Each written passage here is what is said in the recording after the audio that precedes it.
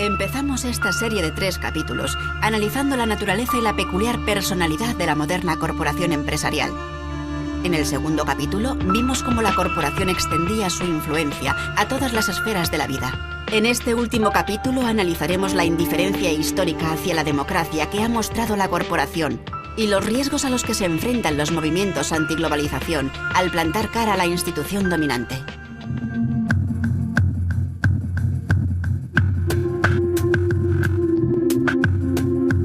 La corporación, instituciones o psicópatas. Valoración.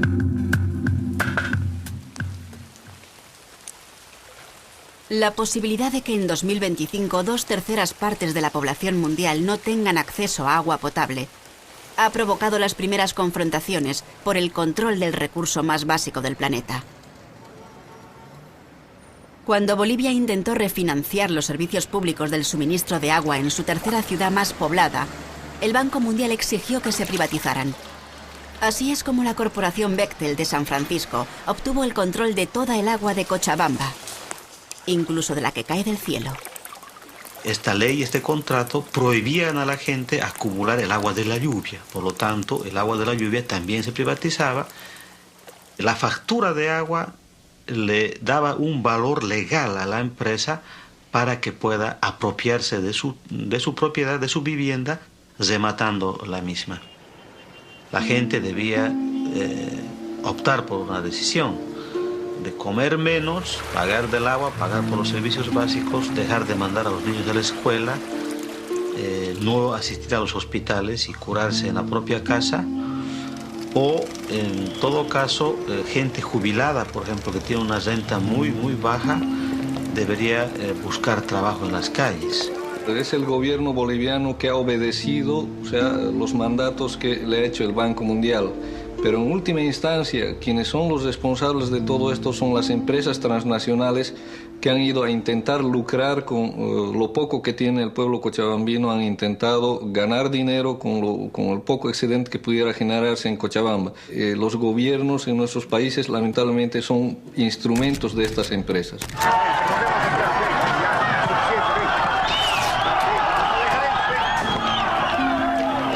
Con la consigna de "el agua es nuestra, carajo", la gente sale a las calles, sale a los caminos y protesta, ¿no?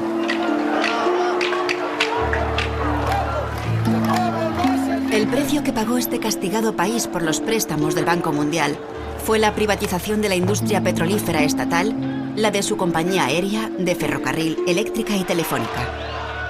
Pero el gobierno no consiguió convencer a los bolivianos de que el agua es una materia prima como cualquier otra. Entonces, ahí sí vimos que el gobierno defendía los intereses de la transnacional Bechtel, porque la gente quería agua, no gases. La gente quería justicia y no balas.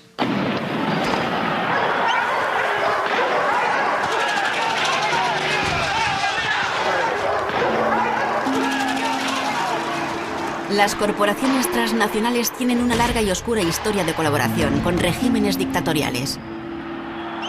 ¿Es el narcisismo lo que las impulsa a buscar su reflejo en las estructuras jerarquizadas de los regímenes fascistas?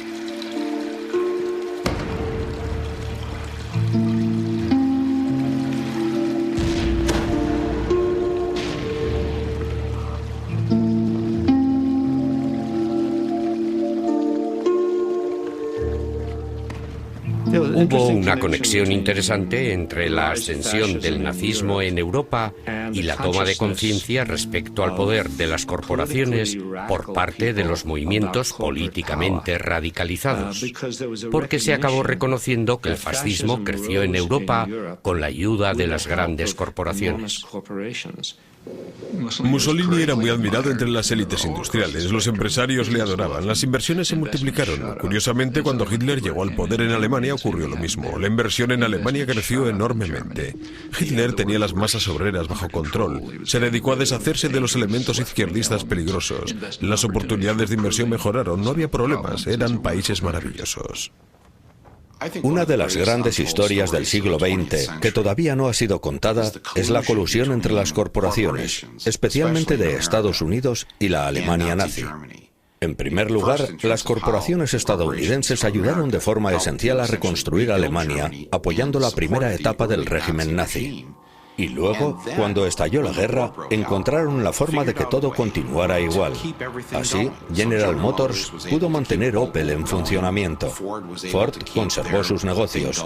Y una compañía como Coca-Cola, que no pudo mantener Coca-Cola en Alemania, creó Fanta Naranja para los alemanes. Y así es como Coca-Cola consiguió generar ingresos en Alemania. Por eso, cuando bebes Fanta Naranja, estás bebiendo el refresco nazi que fue creado para que Coca-Cola pudiera seguir ganando dinero mientras morían millones de personas. Cuando Hitler alcanzó el poder en 1933, su objetivo era desmantelar y destruir a la comunidad judía. Pero se trataba de una empresa de tal envergadura que para llevarla a cabo necesitaba la ayuda de una computadora, y en 1933 no había computadoras. Lo que existía era el sistema de perforación de tarjetas de IBM, que controlaba y almacenaba información basándose en los agujeros que eran perforados en varias filas y columnas de las tarjetas. Naturalmente no podían comprarse programas de software como hoy. Cada aplicación estaba diseñada a medida y un ingeniero tenía que configurarla personalmente. Fueron las máquinas de IBM y el sistema de tarjetas perforadas los que permitieron que se ejecutara el programa de exterminio ideado por los nazis. Con este sistema, cientos de miles de judíos y de otros enemigos del Reich se vieron obligados a trabajar hasta morir. Dependiendo de su localización y de su capacidad laboral, se fueron moviendo de lugar en lugar hasta acabar convertidos en mano de obra esclava. Todo esto lo facilitaron las máquinas de IBM. Luego está el caso de los campos de concentración, que es un caso muy especial. Millones de personas de todas las religiones, nacionalidades y características pasaron por el sistema de campos de concentración. Había cientos de campos y miles de subcampos. Para dirigirlos se necesitaba un programa de gestión de tráfico descomunal que exigió la existencia de un sistema de IBM en todas las rutas de ferrocarril y en cada campo de concentración.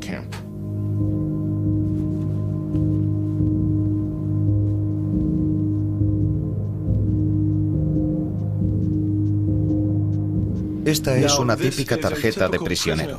Hay 130.000 de estas tarjetas en el Bundesarchiv de Berlín.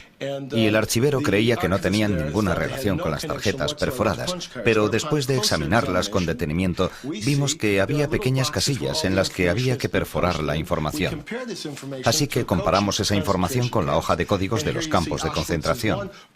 Y aquí vemos que Auschwitz es 1, Buchenwald es 2 y Dachau es 3.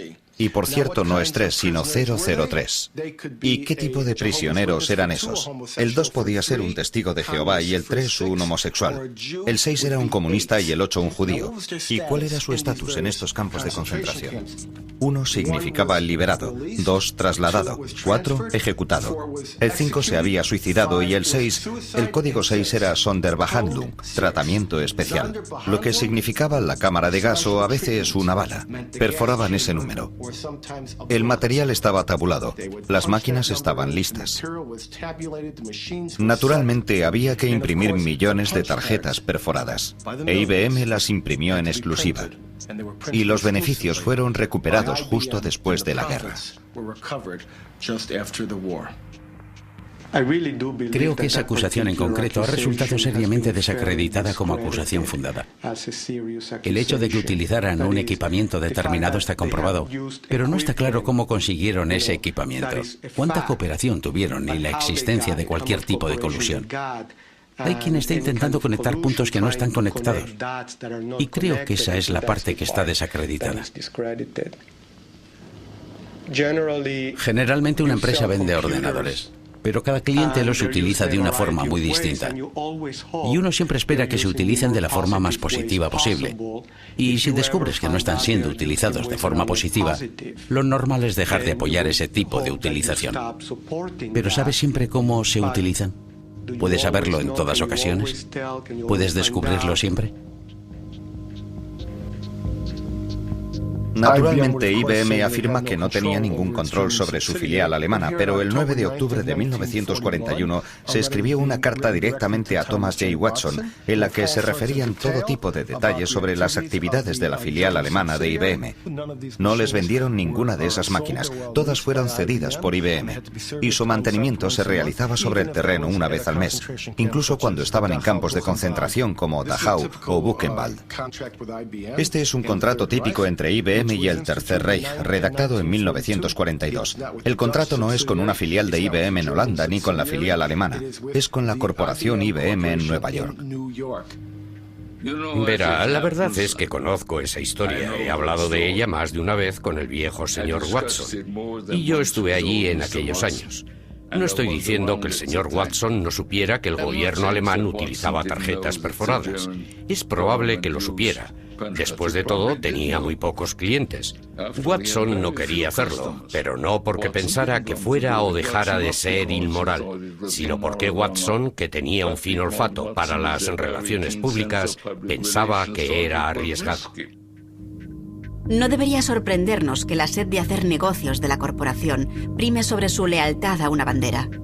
Un reciente informe del Departamento del Tesoro de Estados Unidos revela que solo en una semana 57 corporaciones estadounidenses fueron multadas por comerciar con enemigos oficiales de Estados Unidos, incluyendo terroristas, dictadores y regímenes despóticos.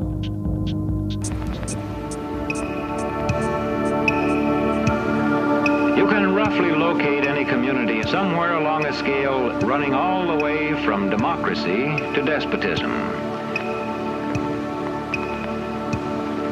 This man makes it his job to study these things. Well, for one thing, avoid the comfortable idea that the mere form of government can of itself safeguard a nation against despotism.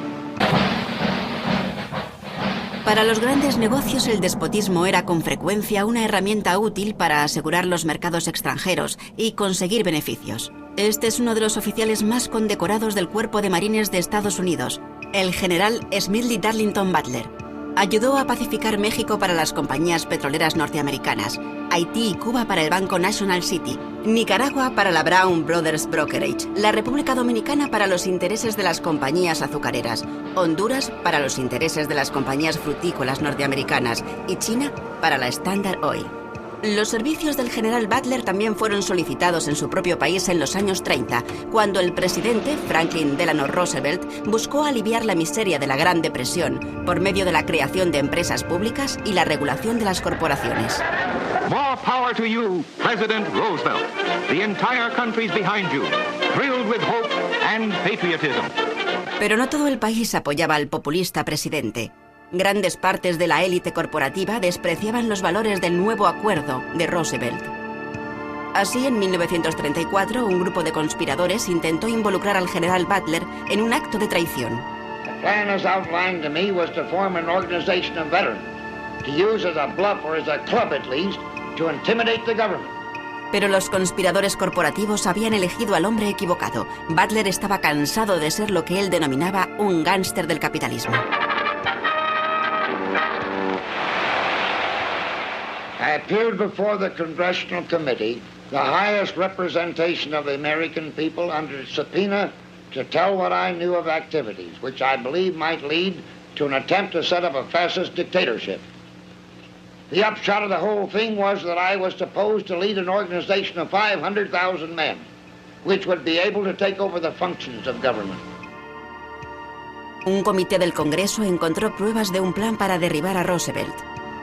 Según Butler, la conspiración incluía a representantes de algunas de las principales corporaciones estadounidenses, entre ellas JP Morgan, DuPont y Goodyear Tire. Como sabe el actual presidente de Goodyear Tire, las corporaciones ya no necesitan dar un golpe de Estado para controlar un gobierno. Las corporaciones se han hecho globales. Y al ser globales, los gobiernos han perdido algo de control sobre ellas. Independientemente de que una corporación pueda ser de fiar o no, los gobiernos de hoy no tienen sobre las corporaciones ni el poder que tenían antes, ni la influencia que tenían hace 50 o 60 años. Y ese es un gran cambio. Ahora los gobiernos han perdido mucho poder comparado con el que tenían antes. El capitalismo de hoy manda en las altas esferas y ha desplazado a la política y a los políticos de los centros de poder. Los capitalistas son los nuevos sumos sacerdotes y los oligarcas reinantes de nuestro sistema. Así, el capitalismo y sus principales protagonistas, los consejeros delegados de las corporaciones, han ganado un poder y una influencia sin precedentes. Con esto no quiero negar la importancia de gobiernos y políticos, pero ellos son los nuevos sumos sacerdotes. En 1998 fui invitado a Washington para asistir a una reunión organizada por una agencia de seguridad nacional llamada el Consorcio del Pensamiento Crítico. Recuerdo que entré en una sala y al echar un vistazo a la gente que estaba allí, vi que en una parte de la sala estaba la CIA, la NSA, la DEA, el FBI, aduanas y el servicio secreto. Y en la otra parte estaban Coca-Cola, Mobil Oil, GTE y Kodak. Y recuerdo que pensé, en estos momentos estoy en el epicentro de la industria de inteligencia. Esta es la realidad. Aquí es donde estamos. No es que la línea se esté difuminando. La línea ha desaparecido. Aquel era un ejemplo ilustrativo de cómo las corporaciones y el gobierno se consultaban mutuamente y trabajaban en colaboración.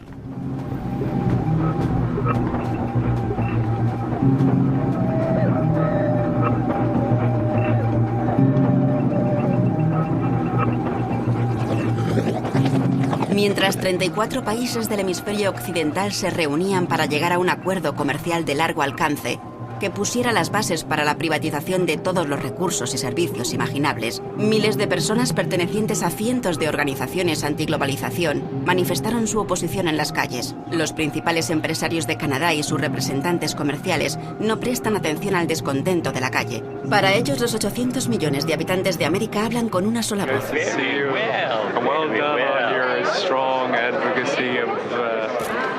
Truth, justice, wisdom, and all those things. I was looking yesterday at the statements at the inauguration, the opening ceremony.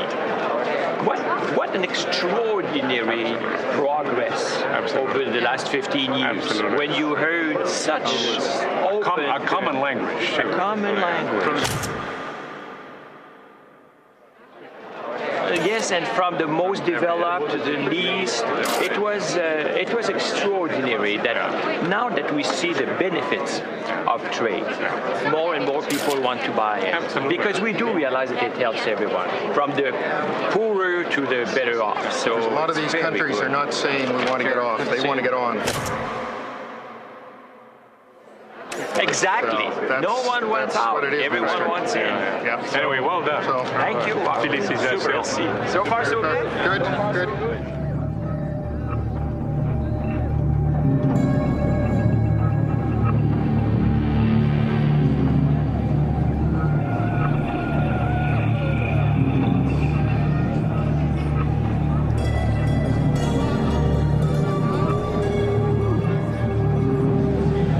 I'm inside and this is all outside, so that's the way it is.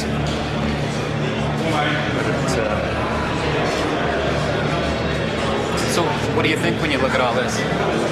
Well, it's. I mean, I think it's too bad that this has erupted.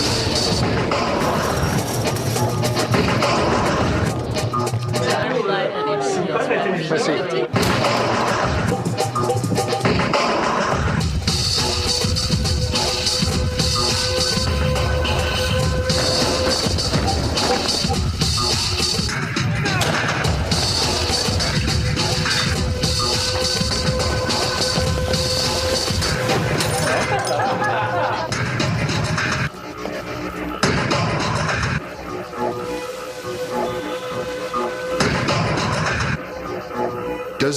¿Deberían exigirse ciertas responsabilidades?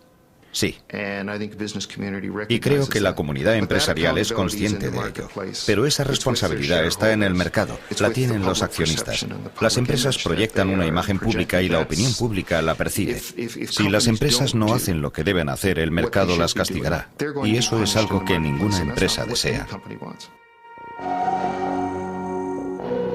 No confíe en el gobierno, intente crear estructuras e incentivos, intente incentivar al mercado para que las corporaciones hagan lo que tienen que hacer. Hay un nuevo mercado. Esos jóvenes no han salido a la calle porque el gobierno les esté apuntando a la cabeza con una pistola o porque hayan leído un libro sobre meditación trascendental y moralidad global. My inner voice says honor my inner child. Mine says love everyone. My inner voice says I like a Wendy's bacon mushroom milk. Están ahí porque entienden que el mercado necesita que estén ahí. Saben que estar ahí tiene ventajas competitivas. Boy, talk about inner peace. Soy receptivo a vuestras preocupaciones. Me preocupa el clima, me preocupa la contaminación. No tengo todas las respuestas a esos problemas, pero estamos preparados para trabajar con vosotros, con la sociedad, con las ONGs, con los gobiernos para afrontar esos problemas. Recuperad la confianza para poder llegar a una nueva clase de colaboración. Y entonces la meta definitiva será convertirnos en una corporación que os guste. He believes that almost half our energy could one day come from renewable sources. He's been called a dreamer and a crank. And I've been called a hippie. And more recently, a project manager for Shell. Muchas veces me pregunto por qué tantas empresas abogan por la responsabilidad social, por la responsabilidad social corporativa. No estoy seguro de que sea porque quieran ser empresas responsables, con todo lo que ello supone, sino porque quieren ser identificadas como tales y considerarse empresas responsables. Pero ¿quién soy yo para juzgar a nadie? Es mejor que sigan esa política a que no la sigan. Es preferible que hagan profesión pública de su responsabilidad social a que no la hagan. La responsabilidad social no supone un gran cambio, porque es una táctica voluntaria. Es una táctica, una reacción a unas determinadas condiciones de mercado que existen ahora. Y cuando la corporación interprete el mercado de otra forma, volverá sobre sus pasos. Un día ves a Bambi y al día siguiente ves a Godzilla. ¿Cómo definimos la responsabilidad social? ¿Cómo van a ser las corporaciones quienes decidan lo que es la responsabilidad social? Eso no es asunto suyo. No es eso lo que sus accionistas les piden que hagan. Por eso creo que se escapa a su ámbito de actuación y sin duda no es democrático. La única corporación responsable es una corporación subordinada, una cuyos dirigentes acepten órdenes de una institución política en lugar de dirigirla. Me da igual cuál es el nivel aceptable de emisiones que el presidente de General Motors cree que debe salir de los tubos de escape de los coches de General Motors. Es posible que tenga muchos científicos y que él sea una buena persona, pero yo no le he elegido para nada. No tiene ninguna autoridad para hablar en mi nombre. Esas son decisiones que deben tomar los gobiernos y no las corporaciones. Y es muy peligroso, es muy engañoso decir, ¿por qué no tenemos un rey filósofo como consejero delegado para que decida? Dejemos que decida él, dejemos que decida el gran líder. La historia ha sido muy dura con esa sugerencia. Y la historia te dice que el poder no rinde cuentas a nadie. Y ese no es un poder que podamos tolerar en este mundo. Si llevamos esto a sus conclusiones lógicas, obtendríamos la imagen de que estamos al final del mundo, rodeados de oscuridad. Tendríamos todos lavado el cerebro y careceríamos de espacio para movernos. Y no creo que hayamos llegado todavía a ese punto. Y creo que es muy importante que no exageremos el caso y que admitamos que hay quiebras y fisuras en las estructuras de todas estas corporaciones. A veces, cuando una corporación se concentra en un proyecto en concreto, miran hacia otro lado mientras suceden un montón de cosas interesantes en la esquina. En todos los periodos de la historia en los que se ha puesto en evidencia la injusticia, basada en falsedades, basada en el arrebatamiento del derecho y de la libertad de la gente a vivir y sobrevivir con dignidad, se han vuelto las tornas.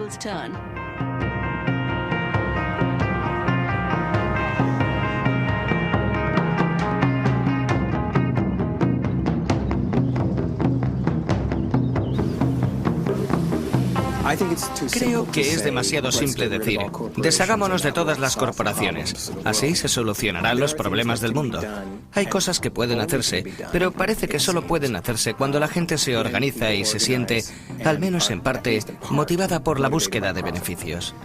Por eso, en mi opinión, esto es cuestión de tendencias que se han escapado a nuestro control o de influencias que han ido más allá de las fronteras de lo legítimo. La clave son las relaciones entre los seres humanos y nuestras instituciones. Creo que el gobierno debería controlar estrechamente a esas corporaciones, vigilar su comportamiento y decirles qué es lo que pueden hacer. Y la gente diría, bueno, ese es un gobierno distinto. Esas compañías deberían ser más democráticas, toda la economía debería ser más democrática. Tú y yo deberíamos tener algo que decir sobre lo que está pasando, pero nuestra opinión cuenta muy poco o nada. Las estructuras de la economía transnacional están funcionando y están teniendo efectos positivos y negativos en todo el mundo. Muchos efectos negativos, sin duda, pero no creo que la cuestión más importante sea considerar si esos efectos son positivos o negativos. La cuestión más importante es cómo hacemos que sean democráticamente responsables, ya que solo así podremos evaluar su bondad o maldad. Well, a group in Arcata is speaking out against corporate power, and it's asking for your support. The group, called Citizens Concerned About Corporations, is organizing a signature drive to get an initiative on the November ballot.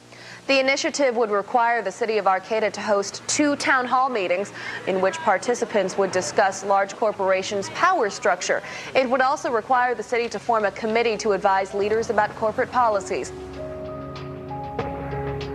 I can't think of a better place to be. If this many people around the country would do this instead of watching Super Bowl Sunday, our nation would be controlled by the people, not by the corporations. Corporations are not accountable to the democratic process. That's what this is about. I don't want to make decisions about everything that goes on in their corporation, but I do have a strong belief that they need to be held accountable to us. This is our place to live. This is our place. As I understand, Measure F would be to stop in some way, shape, or form, not necessarily punitive, the activities of corporations that cause harm to the citizens of Arcata and the environment that we depend on for life. The problem is the huge corporations that are not here.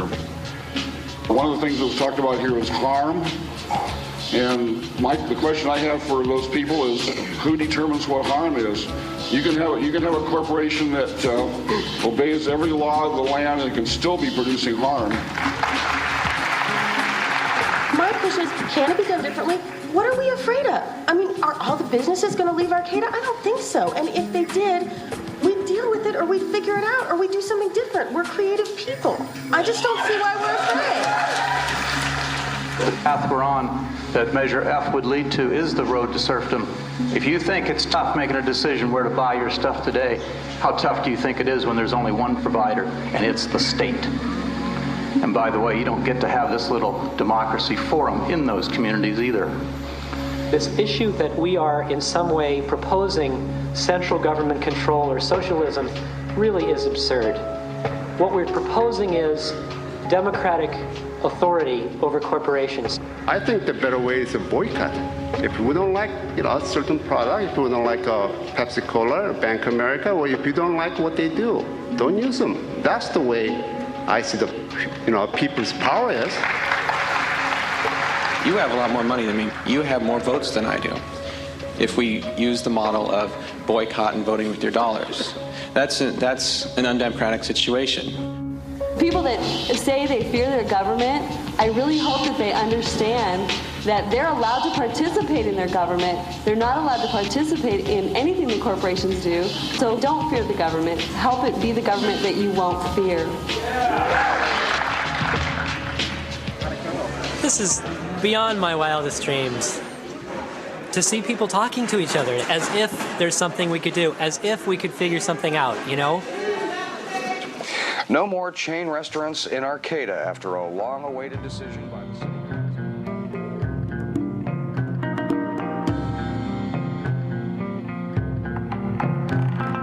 Los municipios de Licking y Porter, Pensilvania, hicieron historia al adoptar ordenanzas que eliminan la capacidad de las corporaciones para exigir derechos constitucionales como persona. Sabemos lo que necesitamos. Solo hay que dar una serie de pasos sencillos. Lo que no hay es voluntad política. We can change the government. That's the only way we're going to redesign, rethink, reconstitute what capital and property can do. Lo que tenemos que hacer es analizar las raíces de la estructura legal que creó esta bestia. Y tenemos que pensar cómo podemos conseguir que sean responsables de lo que hacen. No están talladas en piedra. Podemos desmantelarlas. De hecho, la mayoría de los estados tienen leyes que exigen que sean desmanteladas. For too long now, giant corporations have been allowed to undermine democracy here in the United States and all over the world. But today, the National Lawyers Guild and 29 other groups and individuals are fighting back. We are calling upon State Attorney General Dan Lundgren to comply with California law and to revoke the corporate charter of the Union Oil Company of California for its repeated and grievous offenses. We have amidst us giant corporations who are repeat offenders year after year, decade after decade. This is a statute that is well known. It has been used. It can be used. What this will mean is the dissolution of the Union Oil Company of California, the sale of its assets under careful court orders to others who will carry on in the public interest. This is nothing more than just a smear campaign. This company has been part of California's economy for over 100 years, thousands of jobs. Doesn't mean it's never made any mistakes, paid for those mistakes, but this demonizing of a company, I think I'm in a time warp or something, that I fell asleep and I woke up 50 years ago when we heard that kind of rhetoric. Well, we have a very, very broad set of people angry, very angry at this corporation. People from the left of the spectrum who don't produce anything except hot air. From its complicity in unspeakable human rights violations overseas against women, gays, laborers, and indigenous peoples, to its efforts to subvert U.S. foreign policy and deceive the courts, the public, and its own stockholders, Unocal is emblematic of corporate abuse and corporate power run amok. Extending a business deal with Burma Army is immoral. It prolongs the Iron Rule in Burma. The pipeline Unocal is building in Burma is vital for survival, cash-strapped army. Unocal cannot do business in Burma without supporting that hopeless regime. El fiscal general de California se negó a revocar la carta corporativa de Unocal, pero reconoció que estaba capacitado para poder hacerlo. Recientemente, el fiscal general de Nueva York revocó las cartas de 2 supuestas organizaciones de investigación que él describió como ganchos de la industria tabaquera. El comercio y el gobierno no son instituciones primarias, sino secundarias. Ambas derivan de la institución primaria, que es la cultura en la que vive la gente. Llegar a comprender esto es la clave de este debate acerca de la globalización. Si podemos empezar a restablecer la cultura como el centro en el que reside el poder de la gente, entonces las corporaciones tendrán un rol que desempeñar y habrá un rol para el gobierno, pero esos roles tendrán que tener en cuenta y no dominar el lugar en el que la gente cuenta su historia y en el que vive según los valores de su comunidad. Mi maldición ha sido que al hacer estas películas documentales he comprobado que pueden provocar un cambio. Así que estoy obligado a seguir haciéndolas. Ese soy yo haciéndoselo pasar mal a las grandes corporaciones. Pero en Navidad dejo de lado mis diferencias y felicito las fiestas a las grandes empresas. En este caso, a las compañías tabaqueras.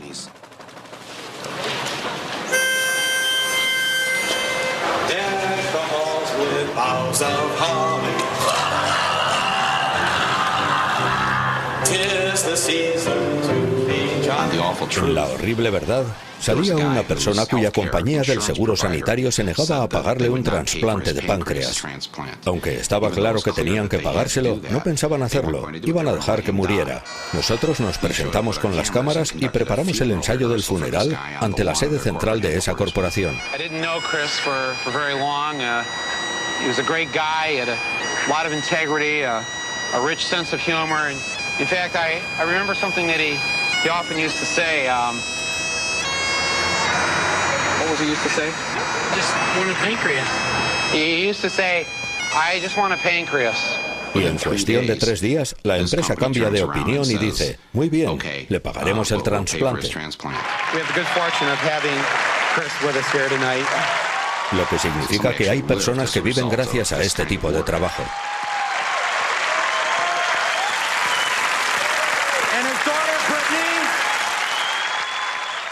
Fui a Littleton, Colorado, donde se produjo el tiroteo de Columbine. Y cuando llegué me enteré de cuál es el principal trabajo de los padres de los chicos que estudiaban en el instituto de Columbine. La mayoría de la población de Littleton, Colorado, trabaja para Lockheed Martin fabricando armas de destrucción masiva. Pero ellos no ven la relación que hay entre lo que hacen para ganarse la vida y lo que hacen sus hijos en la escuela, o lo que hacían en la escuela. Estaba pensando en ellos cuando caí en la cuenta, y así se lo dije a mi esposa, que los dos éramos hijos de trabajadores de la industria automovilística de Flint, Michigan. Y no había nadie en Flint, incluyéndonos a nosotros, que se detuviera a pensar que lo que hacíamos para ganarnos la vida, fabricar automóviles, es probablemente el principal motivo por el que se van a derretir los casquetes polares y terminar con la civilización tal y como la conocemos ahora. La gente piensa, trabajo en una línea de montaje fabricando coches. Lo que hago es bueno para la gente y para la sociedad. Los coches permiten que la gente se traslade de un lugar a otro, pero nunca pensamos de un modo más amplio en la responsabilidad de lo que hacemos. En última instancia, nosotros, como individuos, tenemos que aceptar la responsabilidad de nuestras acciones colectivas y el daño global que provocan en nuestro mundo. Podemos utilizar muchas herramientas para recuperar la comunidad, pero lo importante no son las herramientas. Existen los litigios, la legislación, incluso la acción directa. Está la educación, el boicot, las inversiones sociales.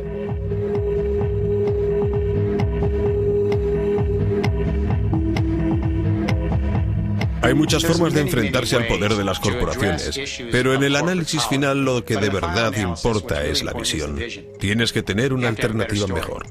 No seremos capaces de detener esta destrucción hasta que no redefinamos nuestra relación con la naturaleza.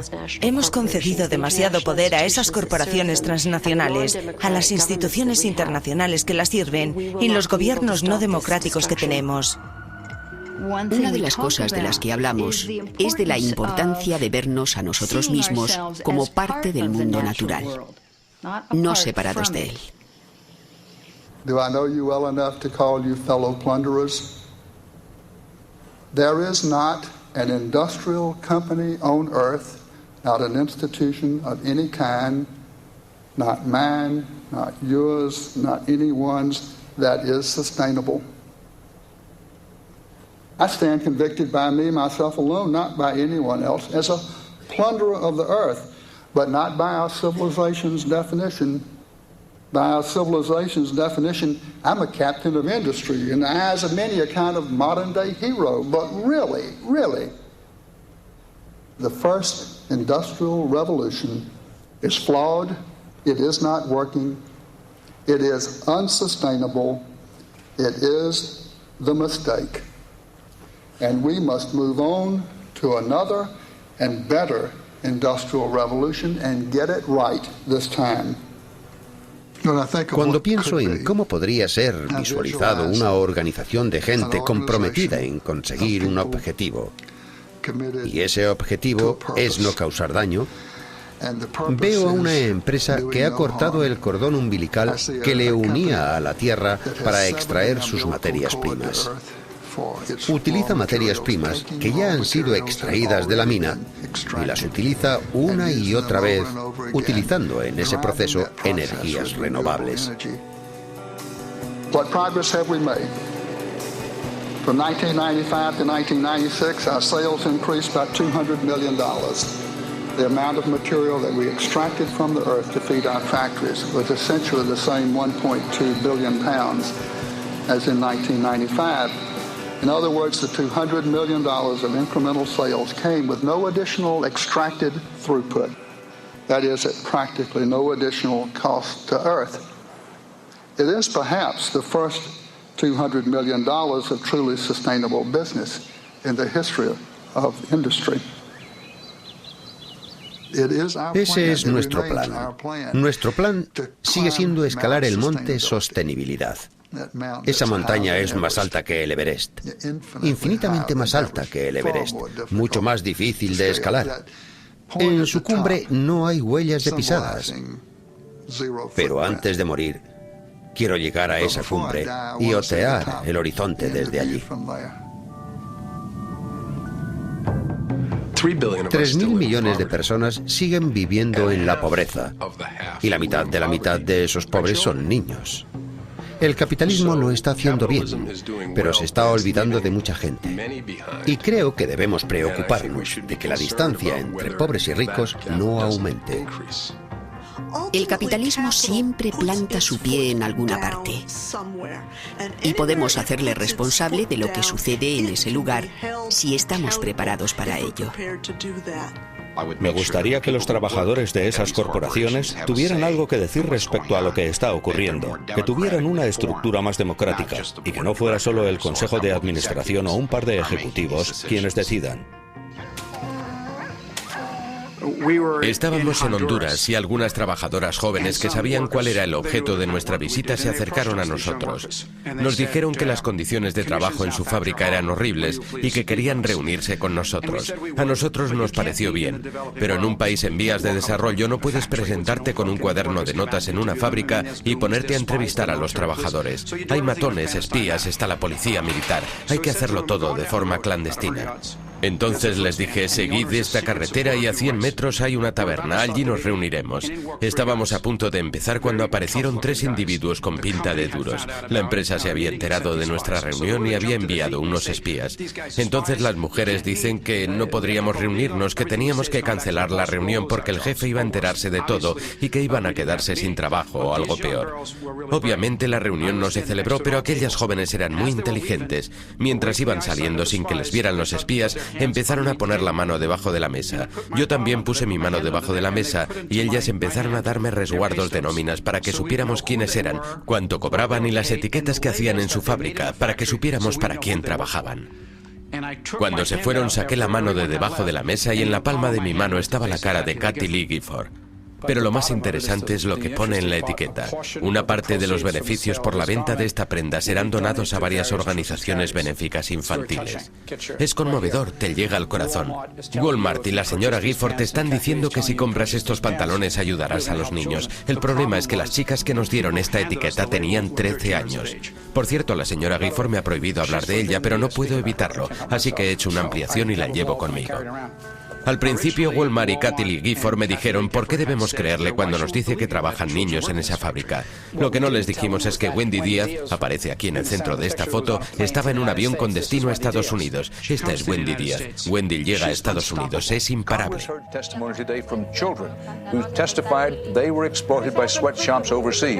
Kathie Lee Gifford le pidió disculpas a Wendy Díaz. Fue lo más increíble que he visto en mi vida. Esa poderosa dama se inclina hacia Wendy y le dice, Wendy, créeme, por favor, yo no sabía que trabajarais en esas condiciones y ahora que lo sé voy a trabajar contigo, voy a trabajar con esa otra gente y esto no volverá a suceder. Y esa noche firmamos un acuerdo con Kathie Lee Gifford.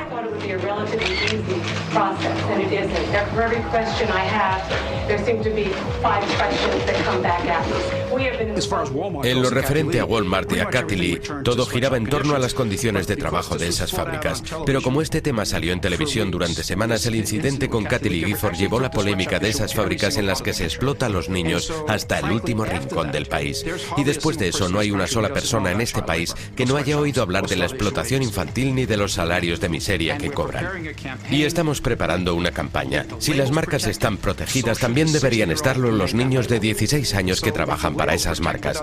Me parece perfecto que la marca esté protegida por las leyes de la propiedad intelectual o por la Organización Mundial del Comercio, pero esos chicos de 16 años tienen que estar tan protegidos como las marcas. Varios años después de la controversia con Walmart, los bolsos de Kathie Lee los seguían haciendo trabajadores chinos que cobraban 2,5 céntimos a la hora. Presionada por el Comité Nacional de Trabajo, la empresa Gap permitió la supervisión independiente de sus fábricas en El Salvador, convirtiéndose así en la primera corporación transnacional en permitirlo. Debemos dejar claro que hay ciertas cosas que no deberían poder comprarse ni venderse. No todo tiene un precio. El ser humano no tiene un precio. Lo hicimos en su momento y se llamó esclavitud. Y el mercado no se desplomó un día. Nadie dijo, vendamos a los esclavos, abandonemos este negocio. Fue necesario un inmenso movimiento social mundial para lograr la abolición del comercio de esclavos y finalmente de la esclavitud. ¿Y qué es lo que hicimos? Sacamos una materia prima, el ser humano, del mercado, porque dijimos que había una orden moral. Y eso es más importante que los mercados. Empecé esta fase de mi vida en 1987. Mi sensibilidad respecto a este tema nació cuando las propias grandes corporaciones nos dijeron que para finales del siglo XX, 5 empresas controlarían nuestros alimentos y nuestra salud por medio de patentes, ingeniería genética y fusiones corporativas. En la ronda Uruguay del Tratado del GATT, los derechos de propiedad intelectual y las patentes se convirtieron en objetos de comercio mundial. Fue entonces cuando decidí que era en esto en lo que debía trabajar porque afectaba la fibra más importante de nuestra existencia moral. A lo largo de esta última época hemos ido ganando terreno. Y cuando digo hemos, me refiero a la gente normal comprometida con el bienestar de toda la humanidad. A todas las personas independientemente de su género, clase, raza y religión. A todas las especies del planeta. Entre todos conseguimos llevar a los tribunales al país más poderoso del mundo y a una de las compañías químicas más grandes del planeta por el caso de NIM. Y ganamos el caso. La patente concedida a NIM por W.R. Grace y el gobierno de Estados Unidos fue revocada en el juicio que planteamos junto a los verdes del Parlamento Europeo y el Movimiento Internacional de Agricultura Orgánica. Ganamos porque trabajamos juntos. Hemos anulado casi el 99% de la patente para el arroz basmati de Raistec. Una vez más, lo conseguimos porque trabajamos como si fuéramos una coalición internacional. Mujeres mayores en Texas, científicos en la India, sentadas de activistas en Vancouver organizadas por un pequeño grupo de acción basmati. Cuando los países desafían el ADPIC y piden la revisión y el cambio del acuerdo, utilizan el lenguaje de la biopiratería. Conseguimos que los países del tercer mundo dejaran de ser considerados piratas y demostramos que los piratas eran las corporaciones.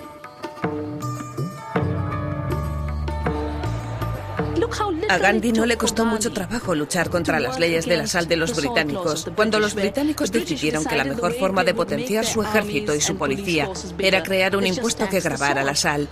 Y todo lo que hizo Gandhi fue ir a la playa, recoger sal y decir, la naturaleza nos da la sal gratis, la necesitamos y siempre la hemos hecho nosotros. No acataremos sus leyes y continuaremos haciendo sal. Pues bien, durante la última década hemos tenido un compromiso similar en la India. Lo llamaremos el Bir Satyagraha. Según este compromiso nos negamos a cumplir cualquier ley que declare ilegal salvar semillas. Nos comprometemos a no cumplir la ley porque salvar semillas es una obligación con la tierra y con las generaciones futuras. Pensábamos que sería realmente un acto simbólico, pero es más que simbólico. Se está convirtiendo en una opción de supervivencia. Los campesinos que cultivan sus propias semillas, que salvan sus propias semillas y no compran pesticidas, consiguen 3 veces más ingresos que los campesinos que dependen de las compañías químicas, que dependen de Monsanto o Cargill. Hemos conseguido crear alternativas que funcionan para la gente. ¿No deberíamos empezar por reexaminar cuál es el objetivo de esta empresa? Y si la respuesta continúa siendo la búsqueda de beneficios y la ganancia de los accionistas, la respuesta no será lo suficientemente satisfactoria. Hay un viejo chiste muy bueno. 2 economistas están mirando un puñado de fórmulas escritas en una pizarra y uno de ellos dice, ¿sabes? Creo que este modelo funcionaría mejor si excluyéramos a las personas. A los economistas, especialmente a los de derechas, les gusta decir que hay un modelo de comportamiento racional de interés personal que define a la raza humana, al deseo humano. Pero naturalmente lo que ellos no pueden tolerar en ese modelo es una desviación de lo que ellos denominan interés personal racional, algo que sucede constantemente. Tenemos que complicar el modelo. Puede haber otras acciones dirigidas cuya fuerza motriz no sea el interés personal, el sacrificio, por ejemplo, o la minimización del beneficio a cambio de algún otro valor. Y claro, todo eso no supone una noticia para ningún ser humano, pero sí es noticia para muchos economistas porque no es esa la forma en la que han concebido el mundo. Deberíamos tomarnos nuestro tiempo y fomentar esa discrepancia porque es la clave para reconstruir la imagen de forma que resulte más rica y humana. Tenemos que deshacer muchas cosas para poder ser lo suficientemente inteligentes como para estar en condiciones de realizar este trabajo realmente peligroso, arriesgado y difícil de la mejor forma que podamos hacerlo. Y eso significa que la gente debe unirse y aprender un montón de cosas que ahora ignoramos y que han sido eliminadas de nuestra cultura y de nuestra mente. Eso es para mí lo más excitante de todo. Y está sucediendo. Sucede en todo el mundo. Estas son las imágenes que reflejan definitivamente la situación que vivió Cochabamba durante la jornada de este viernes. Prácticamente estuvo sitiada. Policías del departamento... Bolivia estaba decidida a defender el derecho de la corporación Bechtel a cobrar a familias que vivían con poco más de €1,50 al día, una cuarta parte de sus ingresos por el agua que consumían. Cuanto más crecía la resistencia popular al programa de privatización del agua, más violenta se hizo la protesta. Fui detenido delante de mi familia, fui maltratado. Además, tuvieron una tortura de carácter psicológica y nos condujeron, además, enmanillados, vendados, hasta un lugar remoto, a una unidad militar allá en la frontera con el Brasil. Y por eso hubieron centenares de heridos jóvenes que a sus 16, 17 años perdieron brazos, perdieron piernas, quedaron paralíticos, quedaron lesionados de la cabeza de por vida y murió Víctor Hugo Daza.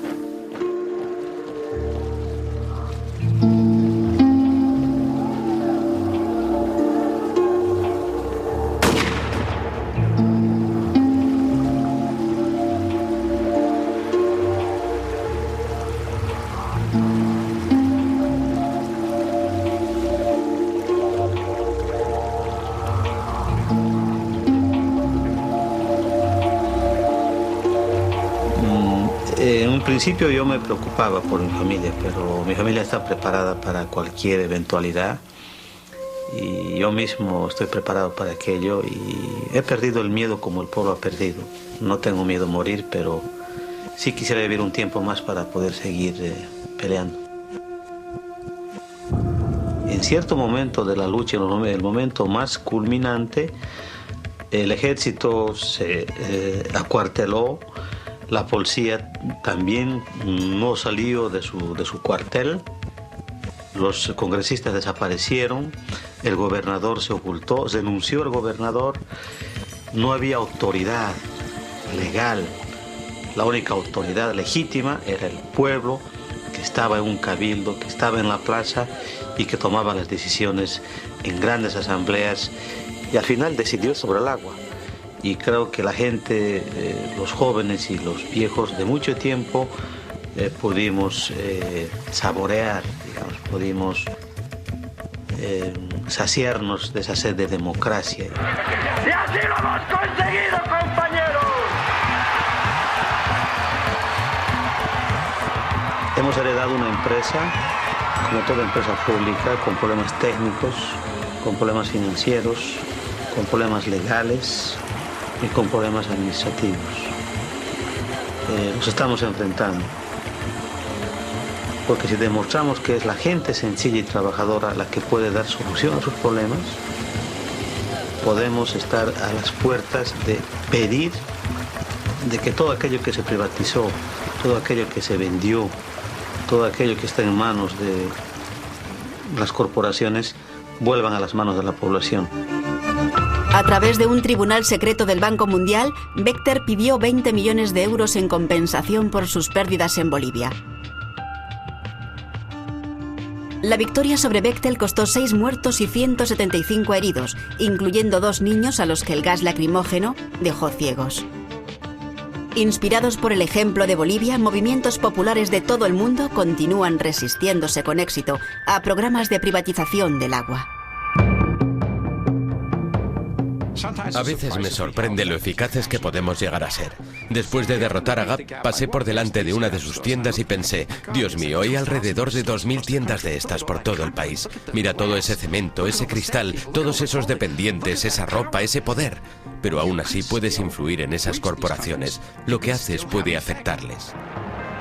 Yo creo que sí se están ganando pequeñas batallas en el mundo, pero yo creo que la gente está perdiendo la guerra. En eso sí, yo veo el futuro, el presente y el futuro para nuestros hijos muy oscuro.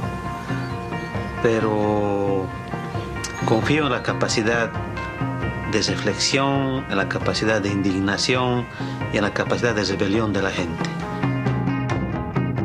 A 15 compañías les gustaría controlar las condiciones de nuestra vida. Y millones de personas están diciendo no solo que no les necesitamos, sino que nosotros podemos hacerlo mejor que ellos. Vamos a crear sistemas que alimentan a la Tierra y alimentan a los seres humanos. Y no se trata de experimentos marginales, son los pilares de un gran número de comunidades repartidas por todo el mundo. Ahí es donde está el futuro. Yo no creí que íbamos a ganar, yo no pensé que la empresa se iba a ir. Para mí era imposible. Y muchos opinaban así. Entonces era una angustia en mi pecho de expresar algo que yo no creía. Y ahí aprendí una lección muy importante, de que uno no puede desconfiar en la capacidad del pueblo. Un eslogan que siempre yo había repetido en las marchas, de que el pueblo unido jamás será vencido. Y ver eso para mi pueblo, muy grandioso. Siempre he considerado muy irónico que yo sea capaz de hacer todo esto. Salgo en la televisión. Mis películas son distribuidas por estudios propiedad de grandes corporaciones. ¿Por qué me hacen publicidad cuando me estoy oponiendo a todo lo que ellos representan? Porque yo dedico mi tiempo y mi dinero a oponerme a lo que ellos creen.